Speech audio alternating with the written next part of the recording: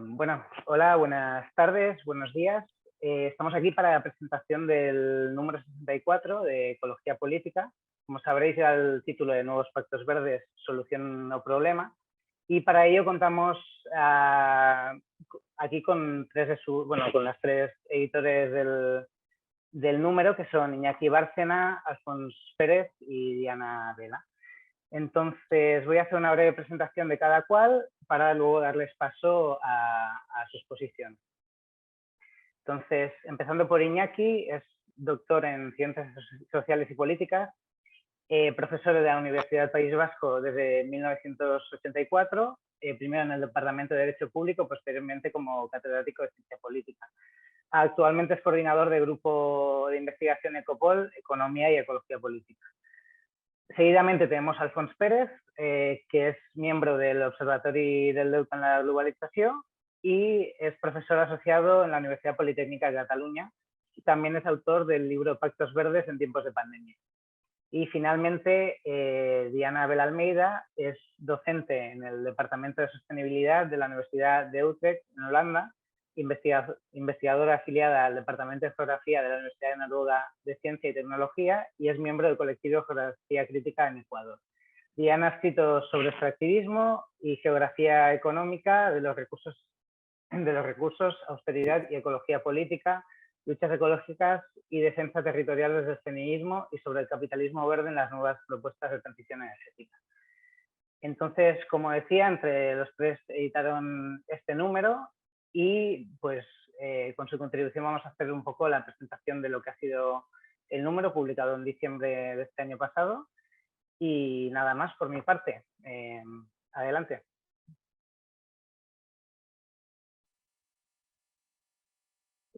¿Sigo yo entonces, Pablo? Sí. Vale, pues muchas gracias por la presentación y también gracias. Hola a todos y todas. Aquí diríamos que son buenas tardes, depende de dónde se ubiquen, o buenos días. Pues eso, yo me llamo Alfons, soy del Observatorio de la Deuda y bueno, yo voy a hacer un poco como introducción de si tenemos que disputar el marco de los general así de los pactos verdes, ¿no? Y me gustaría como introducirlo de manera bastante sencilla. Si hablamos, ya nos atenemos al nombre de Nuevos Pactos Verdes y la situación que vivimos ahora mismo, diríamos que sí, que tendríamos que disputar este marco, ¿no? Porque en realidad necesitamos nuevos acuerdos que nos resitúen en los límites biofísicos, garantizando las necesidades básicas y atravesado por justicia en todas sus dimensiones, ¿no? La dimensión climática, ambiental, de género y también global.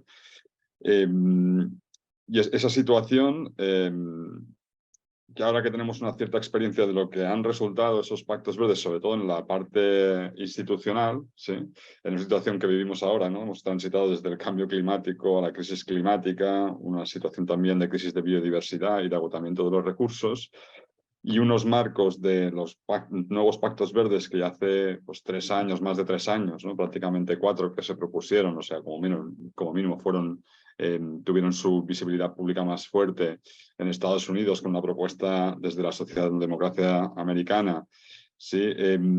Con una propuesta de nuevo pacto verde que tenía una pata, ¿no? Que hablaba de clima, de medio ambiente, pero también social y también intentando atacar problemas estructurales como de racismo estructural en Estados Unidos. Y luego también tuvimos, eso fue a principios de 2019 y a finales de 2019 tuvimos la publicación del Pacto Verde Europeo, ¿sí? Que ahí ya pasó por la trituradora europea y ya fue mucho más como conceptualizado como una estrategia de crecimiento verde, ¿no? Agarrando todas las tesis del capitalismo verde, del desacoplamiento, de la desmaterialización, la tecnología como un pivote muy importante de ese proceso de transición y también los mercados, no cualquier mercado, ¿no? Sino también los mercados financieros. Y ahora llevamos ya pues, más de 3 años y tenemos cierta trayectoria y podemos hacer ese análisis crítico sobre la parte, dijéramos, de los pactos verdes institucionales, porque es verdad que en la revista también tratamos otros pactos verdes que han surgido tanto en la ventana de oportunidad que ofrecían los institucionales, o sea, dijéramos que la parte más de los movimientos y de las organizaciones que han venido trabajando, entre comillas, lo verde durante mucho tiempo, también publicaron sus propuestas utilizando esa ventana de oportunidad y a la vez para no quedar invisibilizadas a través de esa acción pública que estaba acaparando el discurso ambiental en un momento muy concreto. Bien, tenemos ya esa trayectoria de 3 años y podemos hacer un análisis crítico de lo que han sido los pactos verdes institucionales.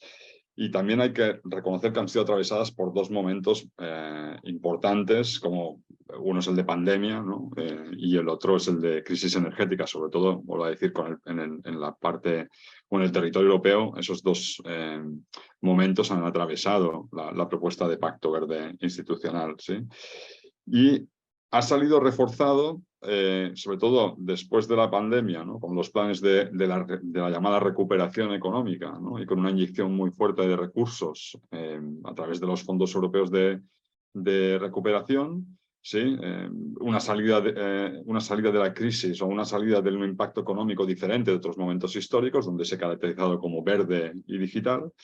Y un segundo momento, que es la crisis energética, como sabéis, ha azotado muy fuerte en Europa, donde el Pacto Verde, algunos decían, bueno, ahora el Pacto Verde quedará, ¿no? Quedará en nada.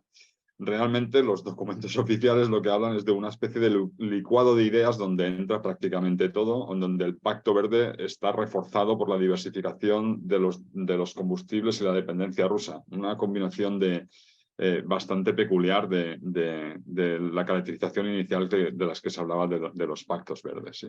Sobre esto, al final, estos 2 momentos disruptores han sido como un proceso de aceleración sobre el fondo de los nuevos pactos verdes, como vuelvo a decir, de la parte más institucional, ¿sí? Y a mí me gustaría como destacar 2 cosas.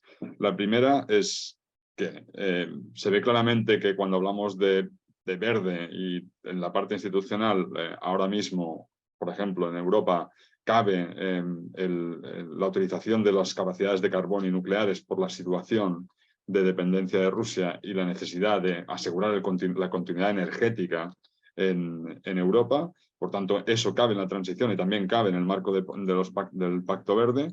Cuando hablamos de nuevo Pacto Verde, ¿no? Cuando hablamos de nuevo, pues hay que ver que al final muchas de las políticas que se están proponiendo son políticas del pasado, con nueva inyección, eso sí, de financiación de lo público hacia lo privado. Y lo más importante quizás, ¿no? En la parte del propio pacto, del deal. Ahora, con esa trayectoria de 3 años, de más de 3 años, de lo que supusieron las propuestas de nuevos pactos verdes institucionales, podemos ver claramente que la contraparte, al final, han resultado las grandes corporaciones, ¿no? Que ya detentaban el poder y que básicamente han sido uno de los actores principales que nos han llevado hasta esa situación de crisis ambiental y social, ¿sí? Entonces, hay que ponerle el ojo crítico a lo que han resultado hasta ahora esos pactos verdes, y cuando digo, me refiero principalmente al Pacto Verde Europeo, porque es el que tiene una trayectoria más importante, ¿sí? Otra cosa que quería destacar también es que al final, y esto se ve muy claro en el Pacto Verde Europeo, es una decisión que se toma de manera unilateral en un territorio altamente dependiente, o sea, una decisión que se toma en Bruselas, ¿no? Con unos acuerdos muy claros y con un pacto, ¿no? Muy público-privado, ¿sí? Donde lo público cumple una función muy clara y lo privado también, o sea, lo público da apoyo financiero y da garantías y lo privado ejecuta y acumula, ¿sí? Vemos como esa unilateralidad desde territorios dependientes evidentemente refuerzan la necesidad de que tengamos una mirada crítica sobre la dimensión exterior de los nuevos pactos verdes institucionales, ¿sí? Esa dimensión exterior que se traduce, por ejemplo, si se propone una transición de base tecnológica, hay una base material que no existe en nuestros territorios y que al final acaba generando mucha presión sobre los territorios de extracción de los minerales críticos, como se han venido a llamar en Europa, ¿no? Territorios en los que Latinoamérica está muy presente, pero también el África subsahariana y zonas de Asia, ¿sí? Esa es una realidad, o sea, son políticas unilaterales en territorios dependientes que al final acaban teniendo esa dimensión exterior, y que esto no es un tema no resuelto, cuando propone esa dimensión exterior, evidentemente no es una relación entre iguales. El contexto internacional está bien tensionado y también está muy bien articulado y armado con tratados de libre comercio, con procesos de endeudamiento público muy fuerte en algunos territorios, por ejemplo en América Latina, que obligan a la extracción y la venta barata de esos materiales necesarios para la transición y de los pactos verdes del norte global. ¿Sí? Y por último, también para ponerlo aún más cercano a lo que está pasando ahora mismo también por acá y que tiene una importancia, yo creo que global, ahora hay una campaña fuerte, por ejemplo, comunicativa, acá, que vincula mucho el tema de la política verde con la política securitaria. ¿Sí? Por ejemplo, hay unos carteles que se pueden encontrar, hemos encontrado en Barcelona, el otro día me lo encontré en Vigo, ¿no? Los puedes encontrar por la calle, que hablan de paz, libertad e independencia energética. ¿Sí? Es una campaña comunicativa de la Unión Europea que vincula esas tres palabras. ¿Sí? Y hace ver claramente cómo hay un aumento de la retórica securitaria que vincula la necesidad de la transición verde a esa independencia energética y, por tanto, aumenta el volumen también de la presión sobre los territorios para volver otra vez a la ecología política y a la base material de lo que suponen los nuevos pactos verdes, que es verdad que son un marco programático, pero que mirándola críticamente, como por ejemplo hace el Pacto Ecosocial del Sur, al final tienen esa realidad material que no se encuentra en muchos de los territorios que proponen ese marco programático. ¿Sí? Y yo lo dejaría ahí y le daría paso, creo que, a Diana. Vale, muchísimas gracias, Alfonso. Y también, bueno, agradecer a toda la revista Ecología Política por el proceso editorial y la organización del evento. Pablo sobre todo ha estado muy pendiente de todos los aspectos, y bueno, a mis compañeros con quienes editamos este número. Yo quiero referirme un poco más puntualmente al rol de la ecología política dentro de esta disputa que hablaba Alfonso. Y bueno, él ya mencionó que los pactos verdes han sido un tema recurrente en los últimos años y de alguna manera es una agenda política una de las más relevantes para la geopolítica mundial. Y es tan relevante, la razón por la que es tan relevante es porque está en disputa con, por ejemplo, asuntos sobre el acceso a los recursos naturales para la transición energética, lo que mencionaba Alfonso, el acceso a financiamiento para mitigación y adaptación, la deuda ecológica que está conectada también con la deuda externa, el servicio ahora, lo que recientemente han planteado, el financiamiento de pérdidas y daños por el cambio climático, la agenda de biodiversidad, de conservación de biodiversidad, la prevención de la deforestación, la protección del agua, de los océanos, bueno, entre otros temas que se están planteando, pero que estas agendas van conjugadas con propuestas que yo diría son incluso cada vez más bizarras, ¿no? Como soluciones a estos efectos de la crisis ecológica, ¿no? Entonces propuestas como geoingeniería solar, minería en el fondo del mar, minería en el espacio incluso, justamente para sostener estos procesos de nuevas formas verdes de acceso a la energía, sin necesariamente hablar de procesos de reducción del combustible fósil. Se habla también de una especie de greenwashing del mercado con soluciones basadas en la naturaleza o, por ejemplo, las compensaciones por biodiversidad.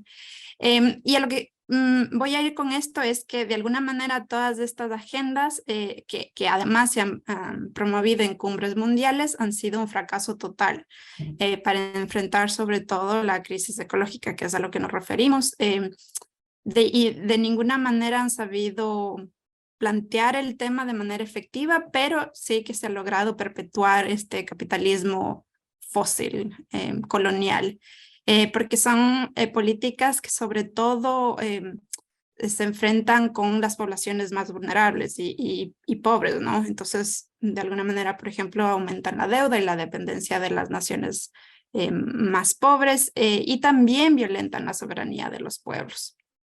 Pero cuando estaba preparando la reflexión sobre el rol de la ecología política en la disputa de los pactos verdes, me inspiré mucho en un texto de Kai Gerón y Jody Dean, que publicaron el año pasado en Spectre, y ellos hablan sobre las transformaciones que se necesitan para enfrentar la crisis socioecológica y esa necesidad de generar procesos amplios de transformación política de diferentes formas y con diferentes sujetos políticos. Y tal vez mi reflexión va a ser un poquito más conceptual, pero creo que es necesario entender cómo los pactos verdes están ligados necesariamente con procesos de organización colectiva y de transformación socioecológica. Y ahí estos autores plantean que estamos evadiendo pensar el tema de la transición, entendida, por ejemplo, cómo caminamos de donde estamos aquí en este momento hacia un mundo al que queremos llegar más allá, ¿no? De cómo nos movemos de aquí y llegamos a este otro lugar que queremos ir. Y en un mundo que además agregaría yo es el resultado de 500 años de colonialismo, de patriarcado y de capitalismo. Entonces, lo que proponen ellos es cómo pensamos la duración de esta transición, que además es un proceso en ciernes, ¿no? Cómo se conectan los procesos con sus avances y retrocesos, cómo se entiende la realidad actual y el lugar de las diferentes tradiciones de izquierda o revolucionarias. Y ahí quiero referirme a cómo estos pactos están determinados con estos procesos en disputa, estos procesos organizativos, y cuál ahí veo el rol de la ecología política en esta disputa, ¿no? Y tal vez por cuestiones de tiempo quiero referirme brevemente a 3 puntos y brevemente. El primero es pensar la cuestión de la escala de manera más articulada, es decir, la escala de las transformaciones que se necesitan. Porque ahí creo que políticas como el cambio climático necesitan ser enfrentadas con entendimientos a una escala más global, y las respuestas efectivas van por regulaciones en un marco global, como por ejemplo, qué sé yo, la prohibición del uso de combustibles fósiles, la reparación financiera internacional de norte a sur, o la reestructuración de las relaciones de producción, intercambio o consumo a nivel mundial. Y las formas de lucha, entonces, no solamente incluyen, qué sé yo, asambleas de vecinos que trabajan para enfrentar problemas locales o comunidades en resistencia, sobre todo en zonas altamente ricas en biodiversidad, en la Amazonía, por ejemplo, o en ciertas zonas de África o de Asia, pero ciertamente necesitamos estructuras que operan a escala nacional e incluso a escala internacional, con estrategias que sean nacionales y con estrategias que sean internacionales.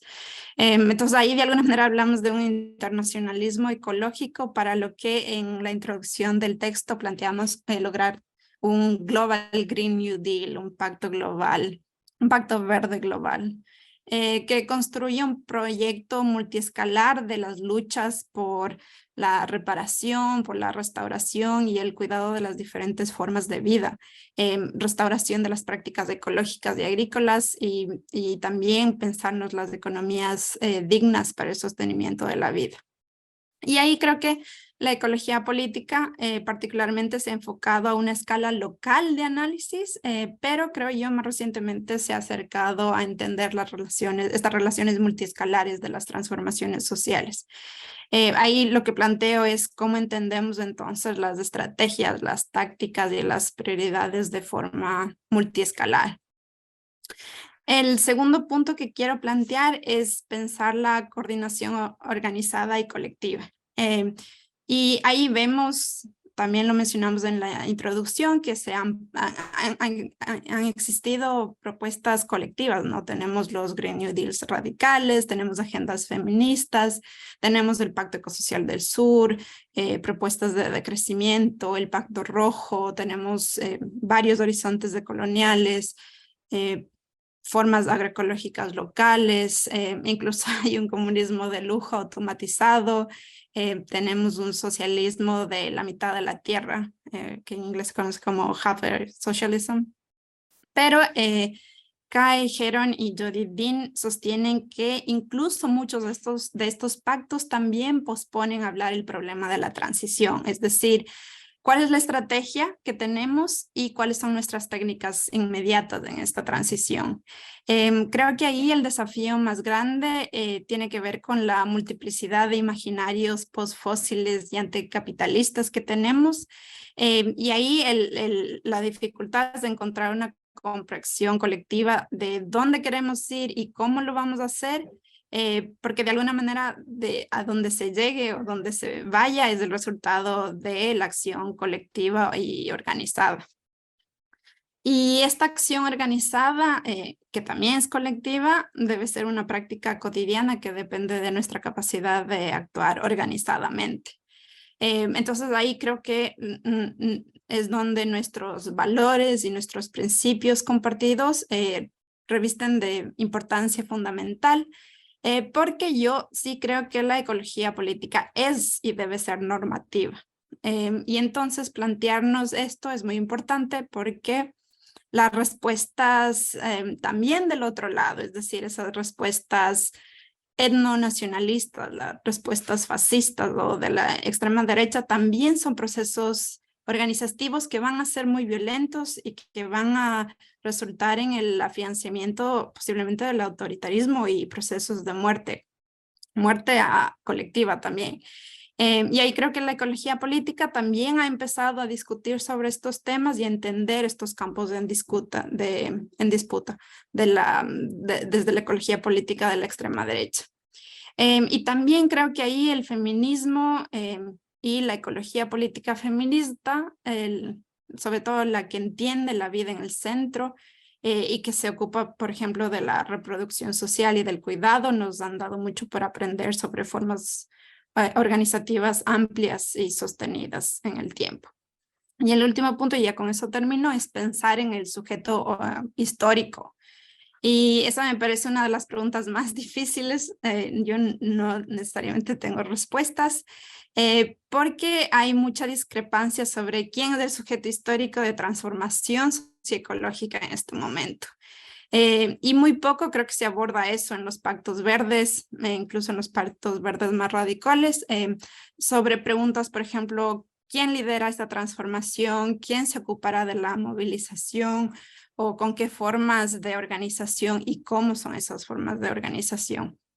Y eso tiene que ver, por ejemplo, con la relación Estado-sociedad, el rol de los estados en la transformación estructural, el rol de los movimientos revolucionarios, por ejemplo, o de los movimientos organizados, o de incluso propuestas que vienen más desde células anárquicas descentralizadas, ¿no?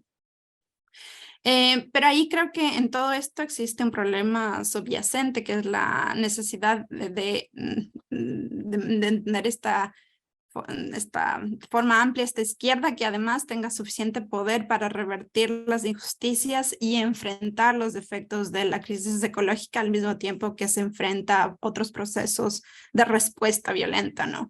Y sobre todo esto me parece importante plantearse porque cómo se construye ese movimiento también depende de los sentidos comunes de la sociedad que se va uniendo a este proceso organizativo, y esto está marcado sobre todo, por ejemplo, en esta relación Estado-sociedad. Las relaciones que existen ahí han estado marcadas históricamente por el racismo institucional de las formas estatales, por la imposición de la austeridad y la redistribución de la riqueza hacia unas élites. Entonces, ¿cómo se generan estos procesos de confianza? O si es que se ven juntos, paralelos o en disputa, también es importante pensárselos. Y ante esta emergencia que tenemos ahora, ¿cómo se construye esa organización? Además, que sea capaz de perdurar en el tiempo, que opere a escalas adecuadas y que sostenga una conciencia colectiva. Me parece una pregunta que yo no tengo respuestas, pero que es fundamental pensarse, ¿no? ¿Cuál es su estructura? Que además tenga una potencia, una capacidad de transformación que sea multiescalar, ¿no? ¿Cómo se incluye, por ejemplo, a los no organizados?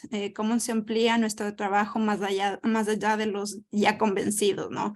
¿Cómo la ecología política, entonces, en ese lugar de apoyar estos procesos, también está apoyando la construcción de propuestas o entender estas propuestas? Y ahí planteo, como digo, más preguntas que respuestas, pero sí que veo el rol de la ecología política en su forma normativa para entender y empujar estos procesos organizativos. Tal vez, no sé, para fortalecer ciertos sentidos comunes a través del análisis crítico. Y ahí creo que es importante porque no nos podemos permitir una distancia académica, sino que creo que es importante ahí, por ejemplo, muchas formas de entender la investigación-acción que se hace desde la ecología política latinoamericana, que, digamos, un poco a palabras de Héctor Limonda, busca entender el mundo para transformarlo. Y con eso termino. Muchas gracias.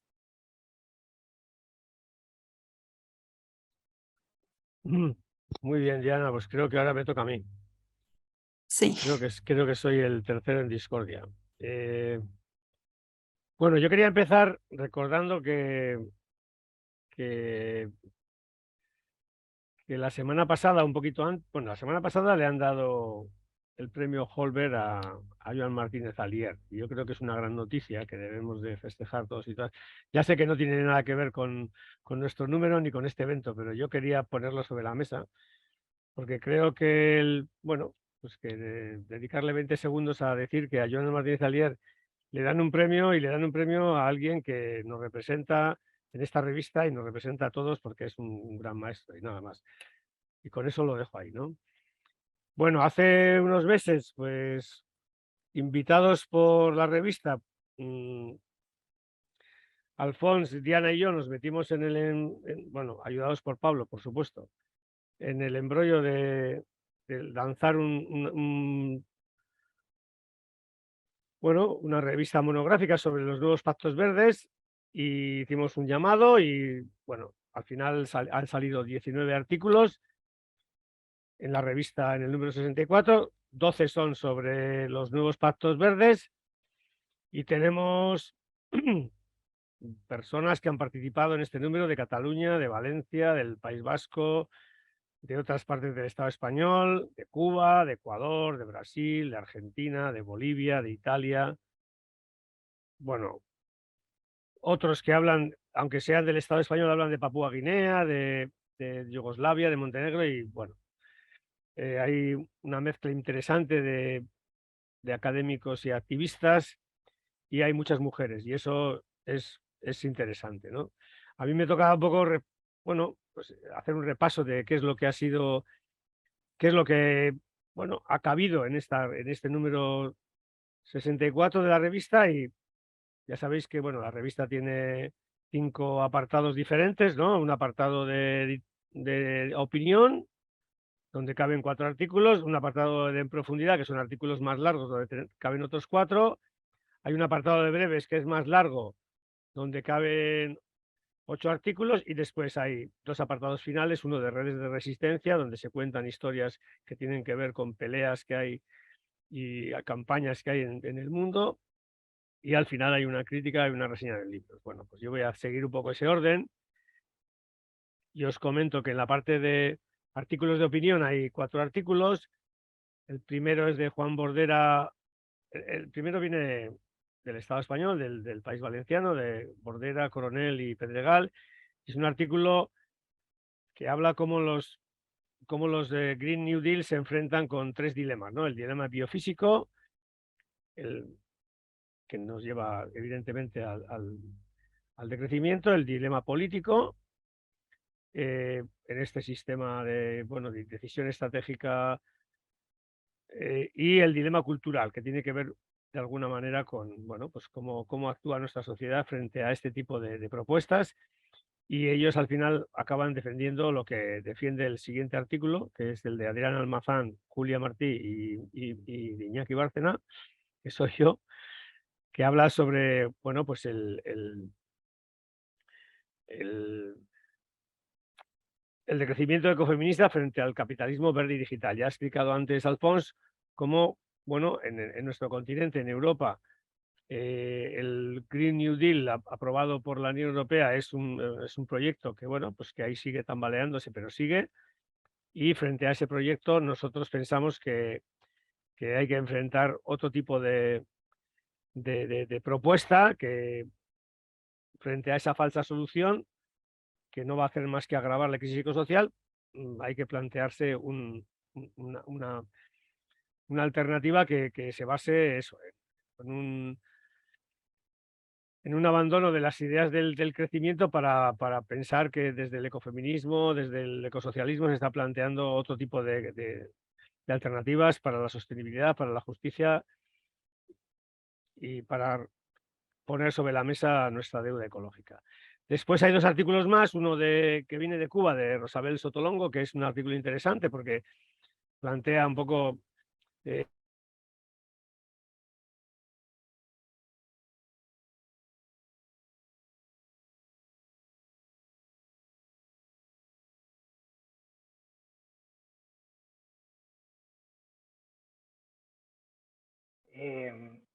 no sé, ¿soy el único que lo he congelado o no? ¿No? Vale, ok. Iñaki, creo que te has quedado congelado. A ver si se retoma la señal. Parece que no. Bueno, estamos a mitad de... Está congeladísimo primavera, como dice Alfonso. Bueno, pues si os parece, entonces esperamos a que Iñaki retome, si se vuelve a conectar con un poco la presentación de qué artículos había. Y la idea después de esta presentación que hacen entre Alfonso, Diana y Iñaki era dejar abierto el turno de palabra para hacer preguntas o hacer un poco de debate entre las personas que estáis asistiendo a la presentación. Entonces, si a alguien le apetece iniciar un debate entre que viene y no viene Iñaki, podemos comenzar con ello. No sé si alguien quisiera hacer alguna pregunta, podéis levantar la mano en la aplicación y os puedo dar turno a la pregunta. Creo que José Vargas tiene la mano levantada. Sí. Buenas tardes para todos ustedes. Buenos días aquí en México. Primeramente, para felicitarlos. La verdad, llegué aquí por una contingencia con ustedes y ahora me entero que tienen una revista y que están trabajando un tema muy cercano a lo que yo estoy trabajando. Muchas gracias. Nada más pedirle a Diana. Ella habló de un trabajo, de un paper que me interesaría, si lo puede compartir, se lo agradecería muchísimo. Necesito ver, y también si me pudieran enviar alguna información sobre la revista, puse en el chat allí mi correo electrónico, para tratar de irme configurando con más cercanía hacia este grupo de trabajo. Gracias y felicidades a todos, ¿eh? Los felicito.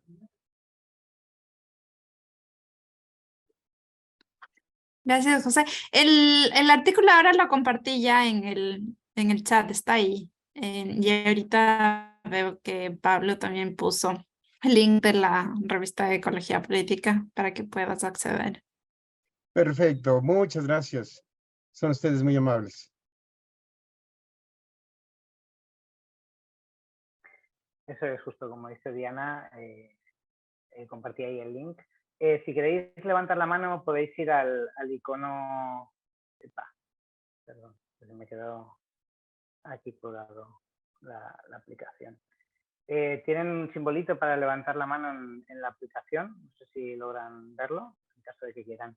Y si no, bueno, para un poco iniciar el debate, vi que estabais comentando, Diana, el tema de la multiescala también, qué estrategias hay que tomar y un poco la práctica cotidiana de actuar organizadamente. También ligándolo un poco con Alfonso, como hablábamos antes, que había editado un libro con el tema de las pandemias, me gustaría un poco relacionar estos 2 conceptos.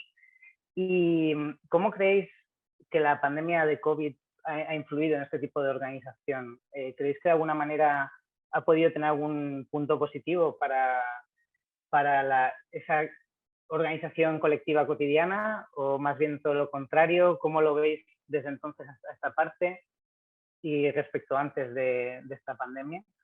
si me estoy explicando muy bien, pero ahí lanzo la primera pregunta por mi parte.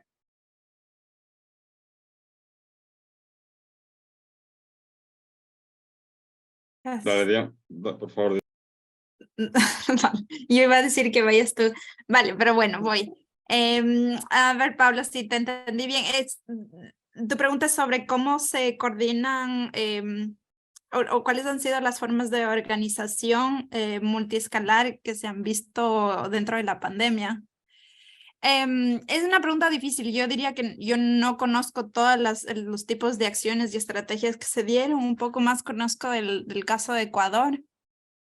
Yo soy ecuatoriana y bueno, ahí soy parte de un colectivo de geografía crítica que estuvimos además trabajando el tema de la pandemia y sobre todo mapeando acciones colectivas, acciones comunitarias que ayuden para procesos de generar cadenas de sustento de provisión de alimentos, por ejemplo. Entonces, procesos organizados en comunidades rurales donde campesinos o productores locales se organizaban para colectar alimentos que luego eran transportados incluso por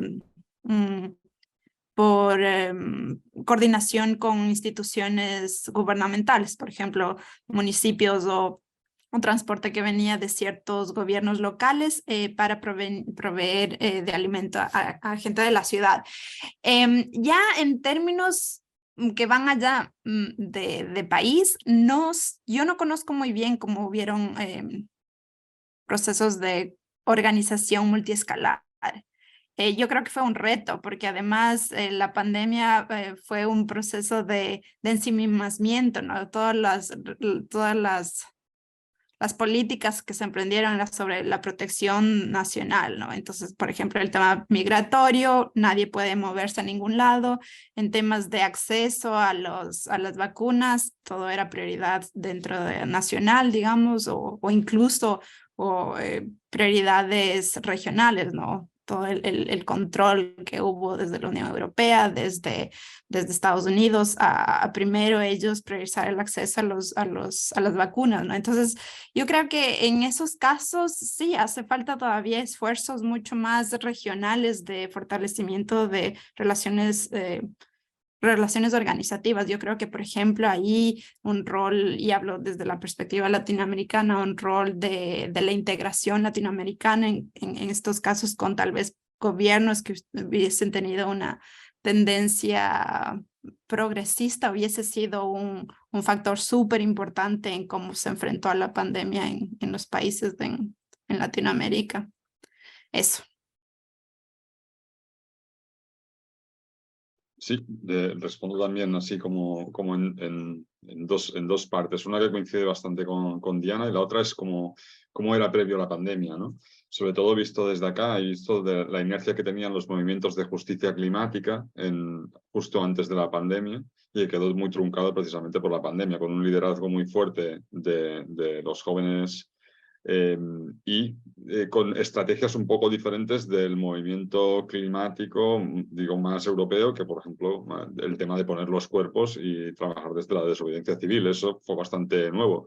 Y es verdad que estaba esta nueva rearticulación y tal, estaba mucho en el norte, pero bueno, también somos los territorios de mayor responsabilidad, o sea que estaba bien que los jóvenes de acá se movilizaran. No digo que no pasara nada en el sur, por supuesto que pasaba, digo que acá fue algo como nuevo, ¿no? Como nuevo, como una reedición, o como mínimo los que llevamos más tiempo, vimos ese resurgir del movimiento climático ambiental bastante potente. Entonces sí que es verdad que cuando llegó la pandemia se truncó y podríamos decir que antes se percibía que había, cuando hablábamos del deal o de la contraparte, la contraparte movimentista estaba muy presente en cualquier accionar institucional, es decir, tenías gente en las calles, hacían manifestaciones, había presión política, había capacidad de incidencia. Y cuando llega la pandemia, respondiendo un poco tu pregunta, Pablo, es verdad que esa contraparte se pierde un poco y ya lo ha comentado Diana, ¿no? O sea, el papel de los estados fue muy presente. O sea, el papel de los estados y no en cualquier papel. En el Estado español se recuerda mucho esas conferencias que se hacían, que básicamente se hacía la guerra contra el COVID, ¿no? Que tenías Policía Nacional, Guardia Civil, ¿no? Y Ejército con el gobierno para hablar sobre una cosa que competía a los sanitarios. ¿Sí? Y creo que esa preponderancia de los gobiernos y ese cierre por arriba se ha notado, y también se ha notado en las propuestas de cómo ha ido cambiando ese marco del Green New Deal, ¿no? En el sentido de que ahora la contraparte es cerrada mucho más por arriba y la contraparte son más las grandes empresas, que no digo que no estuvieran antes, pero la contraparte en la calle es verdad que ha quedado minimizada. Y existieron esas redes de apoyo mutuo que contaba Diana, pero es verdad que todo lo potente que tenían en términos de eso, precisamente de los valores de cooperación, de apoyo mutuo en un momento de sufrimiento colectivo muy fuerte, desgraciadamente, como somos sociedades con muy poca memoria, no hemos podido capturar ese momento y transformarlo en algo más movilizador y que estructurara más en multiescala, ¿no? Ha sido como un momento, una situación coyuntural muy concreta que nos ha llevado a esa organización colectiva y que ha quedado alguna cosa, pero verdaderamente poco, y sobre todo poco en relación con el contrapoder necesario en esos vínculos entre poder político y poder corporativo, que ahora están muy claros en el marco de los pactos verdes. Gracias por la respuesta. Recuerdo que antes creo que no me he explicado bien. Para levantar la mano podéis ir abajo, hay una serie de iconos que antes no aparecían correctamente, y hay uno que tiene una cara con reacciones. Si se clica ahí se puede levantar la mano. Entonces ahí podemos dar turnos de palabra mejor. Iñaki está de vuelta. Sí. Volvió. Sí, no sé. Perdón. No, perdonar, pero bueno, pues yo me he enzarzado con mi discurso y me he dado cuenta al final que estaba hablando, estaba hablando al universo. Pero bueno, adelante con los faroles. Vale, sí, estábamos justo en el turno de preguntas. Si quieres, Iñaki, ahora te incorporas a las preguntas y a las respuestas y así. Está María Borrás, que tiene la mano levantada. Pues, adelante. Bueno, gracias a todos por organizar este espacio. Mi pregunta iba un poco en la línea de como del último punto que has hablado, Diana, sobre, ¿no?, la creación del sujeto y cómo involucrar los no organizados, que para mí es siempre como una gran cosa a la que le doy vueltas, porque si no están organizados, ¿por qué no están organizados? Y cómo poder llegar a ellos, ¿no? Y también como lo ligo un poco también con lo que, perdonad que tengo la voz fatal, con lo que decías, esto de que, bueno, yo también estoy investigando temas parecidos, y la cosa esta de no crear esta hiperdistancia académica. Y bueno, lo que yo no tengo respuestas tampoco, vaya, pero cómo utilizamos otros lenguajes para precisamente interpelar a la gente bueno, la gente más de calle, ¿no? Y poder como entre todas llegar a algo. Otros lenguajes me refiero, pues, no sé, el lenguaje del arte o, ¿no?, de otras expresiones que no sean nuestros artículos académicos o libros o, ¿no? No sé, ahí lo lanzo.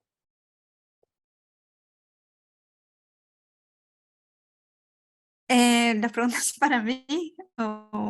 Bueno, también lo lanzo a mis compañeros porque como dije que en realidad tengo más preguntas que respuestas, sí me gustaría escuchar los criterios de otras personas, de Alfonso, de Iñaki también, de otras personas que también que se están planteando el problema, porque yo no creo que tenga una respuesta muy concreta, tampoco es una cuestión que no la sé, que es una cosa también de seguir tratando y buscando formas y entender procesos, pero creo que los procesos organizativos son súper, pasan por contextos específicos, de alguna manera son respuestas a coyunturas coyunturas muy específicas. Un poco lo que comentaba antes, Alphonse me hizo acuerdo muchísimo a el proceso de la pandemia en Ecuador, como estas economías solidarias que se fueron creando. De alguna manera surgieron procesos tan bonitos y tan colaborativos, pero terminaron tan pronto también la pandemia terminó, ¿no?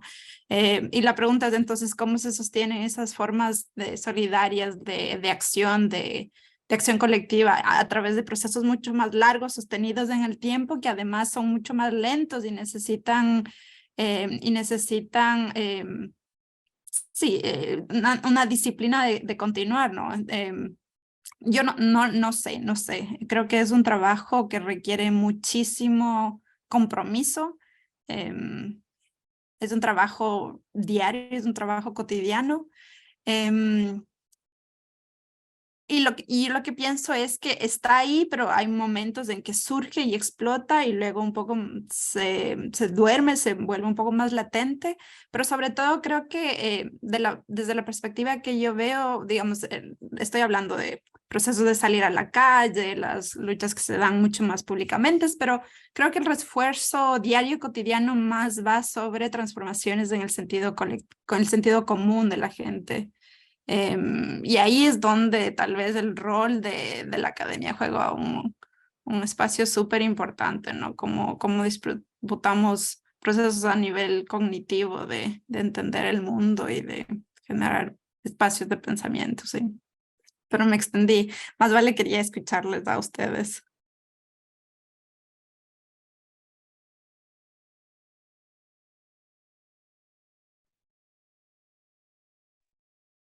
No sé, a mí se me ocurre, yo creo que estamos en situaciones complicadas y en un terreno de disputa muy fuerte y muy asimétrico, ¿no? Porque las fuerzas de un lado y de otro, las fuerzas que marcan, digamos, esa cultura de la disonancia cognitiva, es decir, bueno, las cosas a nivel climático van muy mal, las cosas a nivel energético van muy mal, pero miremos para otro lado, ¿no? Sigamos hacia adelante. Luego llegan momentos, como ha dicho antes Alphonse, como la pandemia y todo revienta, todo cambia y vemos que allá donde hay comunidad, que allá donde hay gente organizada, que allá donde hay experiencias, hay semillas que crecen y que pueden hacer de brotes de solidaridad, de brotes de conductas que hagan que la gente se organice, y hemos visto en todo el mundo una actitud muy positiva de solidaridad, de ayuda mutua, etcétera. Entonces, yo creo que desgraciadamente vamos a tener que asistir a momentos muy duros para que allá donde hay experiencias comunitarias, allá donde hay ejemplos de organización y semillas, crezcan movimientos alternativos y formas que hagan entender a la gente que hay otras maneras de entender la organización de la producción, la organización de la vida, ¿no? Y desgraciadamente, como decía al principio, pues estamos en una situación de fuerzas muy asimétricas, y estamos ayer, por ejemplo, en clase, ¿no? Estaba en clase hablando del decrecimiento en un máster y pusimos unos vídeos cortitos sobre decrecimiento muy interesantes, y nada más acabarse el vídeo aparece la publicidad de Google, la publicidad de y es consumo, ¿no? Entonces, o sea, no hay manera de alguna manera de poder disputar o sea, los terrenos de disputa que tenemos con el capitalismo global son muy complicados. Pero bueno, yo creo que debemos de tener la esperanza y la ilusión de pensar que si somos capaces de seguir construyendo, cultivando semillas, construyendo ejemplos, construyendo experiencias comunitarias que demuestren que la vida puede funcionar de otra forma, yo creo que eso es un poco el espectro que puede marcar eso, el que exista un nuevo sujeto que le dé la vuelta, ¿no? Pero bueno, esa es mi interpretación. Y Alfonso, si quieres responder, después he visto que también José Vargas tiene la mano levantada otra vez. Si quieres, le responde Alfonso y... Sí, solo una cosa corta, ¿no? Porque cuando hablabas cuando se decía de la hiperdistancia académica, yo creo que yo no estoy tanto en el mundo de la academia, estoy en el mundo por decirlo así, del activismo, pero bueno, también tenemos hiperdistancia activista, o sea, que a veces como comunicamos no llega a la gente, o sea, eso es una realidad. Yo creo que hay que distinguir también el plano que nos mueve a nosotros y a nosotras en nuestros relacionamientos colectivos y el trabajo que podemos hacer, que inevitablemente tiene esta complejidad, y es también lo que nos trae hoy aquí, ¿no? Hoy ya nos ha traído aquí porque teníamos ganas de discutir de una cosa de manera profunda y con nuestras palabras, así. Y la otra cosa que ya es más, dijéramos, para denominarlo de alguna manera, de estrategia comunicativa, de cómo tú quieres llegar a otros sectores y otras personas, ¿no? Entonces, seguramente, mira, el otro día estuve con una persona, con un comunicador que hablaba de cómo contrarrestar el discurso de la extrema derecha, y fue realmente revelador y muy interesante, porque una de las cosas que nos decía es que teníamos que comunicar intentando hacer sentir a la gente que hablábamos de ellos o de ellas. Claro, si constantemente estamos comunicando cosas que no pertenecen al cotidiano de la gente, pues evidentemente no vamos a llegar, ¿sí? Entonces, ¿cómo hacemos esa traducción que es como forzar la empatía, ¿sí? O hacer un crecimiento muy fuerte de empatía o militar en la empatía para poder llegar a ese sentir de la gente, ¿no? Y también una cosa, que nosotros somos gente. O sea, nosotros tenemos nuestra realidad, ¿no? De pensamiento crítico o de evaluación crítica, como le queráis llamar, o de producción académica, pero al final también tenemos cosas de lo cotidiano que nos tocan. Quizás tendremos que estar a muchos momentos más conectados con eso para saber cómo llegar también con ese mensaje a las personas que tenemos a nuestro alrededor. Bueno, solo quería como añadir esta parte comunicativa que me parece como relevante. Muchas gracias por las respuestas. Y adelante, José. Si alguien más quisiera hacer alguna pregunta, por favor que levante la mano. Para después José le daría paso y después de esa ronda ya cerraríamos el turno, que estamos ya casi a una hora de presentación. ¿De acuerdo? Bueno, adelante, perdón. Muchas gracias. Ya Diana y Iñaki hicieron mención sobre la creación del sujeto. Creo que en la realidad, sobre todo nuestra, de aquí de México, es importante considerar la dimensión de la socio-interculturalidad, ¿sí? Y la naturaleza. En esta, podemos llamar este nuevo enfoque de ecología. Me explico en un momento más. Contra una ecología que es depredadora totalmente. Y creo que se vio durante la pandemia, que es el fenómeno que ustedes están tocando. Pongo un ejemplo muy rápido y muy sencillo. En una universidad socio-intercultural, que fue la primera aquí en México, en el noroeste de México, en el norte del estado de Sinaloa, donde están los grupos Yoreme y Mayo, ¿sí? Se dio un fenómeno curioso. Las mujeres de origen Yoreme y de origen Mayo que vivían en los dormitorios de la universidad se embarazaban fácilmente. Luego la comunidad cercana, sí, digo el lugar, Los Mochis, Sinaloa, por ejemplo, pues se le echaron encima al rector y a todos los estudiantes y la gente de allí que vean lo que están pasando.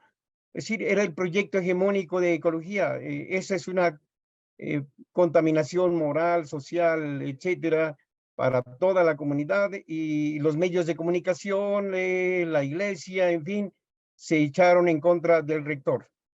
El rector, muy atinadamente, un antropólogo famoso, replicó y dice: por favor, ¿qué están haciendo ustedes? ¿Sí? Simplemente estas mujeres están viviendo su propia cultura, están en la sociointerculturalidad. En vez de que ustedes las criminalicen y de que estén haciendo cosas pecaminosas o contrarias a la moral, al contrario, demuestren ustedes que tienen valores haciendo regalos de ropita, de alimentos para bebés, camitas, etcétera, y demuestren que hay en ustedes esto. Y aquí traigo a colación esto porque eso es una ecología basada en una sociointerculturalidad. Es decir, estas mujeres, para no discriminarlas, simplemente uso mujeres de estos lugares, Lloremes y Mayos, pues traían su cultura y es su sociointerculturalidad. Y estas mujeres, en cuanto veían, y durante el tiempo de pandemia, que tenían asegurados sus alimentos, etcétera, pues hubo la oportunidad de hacerlo. Para ellos era lo más natural, mientras que para una ecología depredadora, esa era lo peor que pudiera haber sucedido. Y así podemos rastrear muchísimos fenómenos como estos ejemplos en esta misma, vamos a decir, en esta misma vertiente. De hecho, la universidad estuvo en los primeros años muy limitada de recursos por el gobierno, por los gobiernos, hasta que crearon otro modelo de universidades interculturales. Le quitaron la socio-interculturalidad. Simplemente interculturales, y hay una cadena de universidades aquí en México interculturales, pero con otra perspectiva, desde la ecología depredadora totalmente, quitándoles esos valores a los grupos aborígenes, primeros pobladores de esa región, quitándoles de lo que es su esencia, el vivir en la sociointerculturalidad, ¿sí? Para transformarlos a un proyecto hegemónico de Estado-Nación, que es el Estado-Nación de México. Entonces, suceden muchas cosas interesantes. Aquí voy, a Diana y Iñaki, muy bien atinada los planteamientos que ustedes hicieron, y es lo que yo podría, de alguna u otra, de otra manera, contribuir a lo que ustedes han señalado, la creación del sujeto en esta ecología política. Gracias.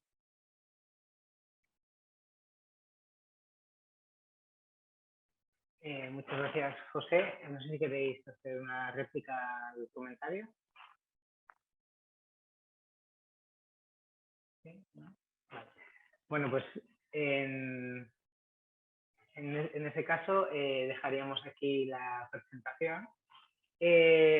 Había varios comentarios también en el chat que se han ido respondiendo, pero bueno, aprovecharé un poco el hilo de comentarios para responder. Básicamente la presentación la vais a tener también disponible para quien no haya podido asistir, pues si la queréis compartir en el canal de YouTube de EN. Ahí se puede ver tanto esta presentación como presentaciones de números anteriores, y también la web de Ecología Política actualizaremos cuando esté colgada la presentación. Entonces, también hay que recordar que bueno, para que salga adelante la revista es muy importante el apoyo de suscriptoras que puedan contribuir a que salga adelante, así que os animo, si no estáis suscritas ya, a suscribiros. Y anunciar que para el mes de junio-julio publicaremos ya el siguiente número, que sería el número 65, que llevará el título de transiciones de nuevas, bueno, transiciones energéticas. Entonces, además de estar atentos, cuando esto salga, liberaremos el número de Interdependencia y Vida en Común, que fue el publicado en junio del año pasado. Entonces, liberamos un número al cabo del año de publicarse para la información. Y poco más, agradeceros mucho la presencia, agradeceros sobre todo a Diana, Alfonso, Iñaki, que hayáis estado dispuestos aquí a participar en el número, en la presentación. Ha sido sin duda palabras muy interesantes y reflexiones muy interesantes, y sobre todo por vuestro tiempo. Y nada más, por mi parte, muchas gracias y hasta la próxima.